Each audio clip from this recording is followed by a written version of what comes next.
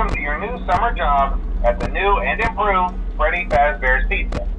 I'm here to talk you through some of the things you can expect to see during your first week here and to help you get started down this new and exciting career path. Now, I want you to forget anything you may have heard about the old location, some people still have a somewhat negative impression of the company. That old restaurant was kind of left to rot for quite a while, but I want to reassure you, Fazbear Entertainment is committed to family fun and above all, safety. They've spent a small fortune on these new animatronics. Facial recognition, advanced mobility, they even let them walk around during the day. Isn't that neat? But most importantly, they're all tied into some kind of criminal database so they can detect a predator a mile away. Heck, we should be paying them to guard you.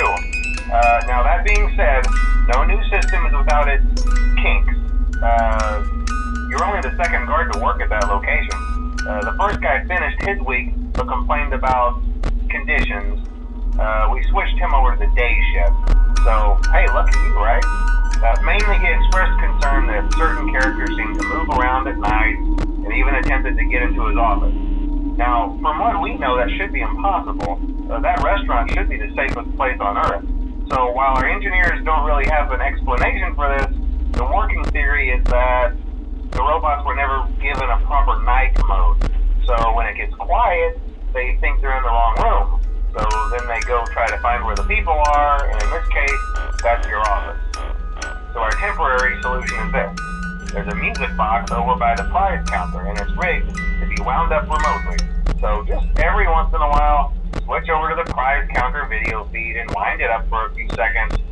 It doesn't seem to affect all of the animatronics, but it does affect one of them. And as for the rest of them, we have an even easier solution.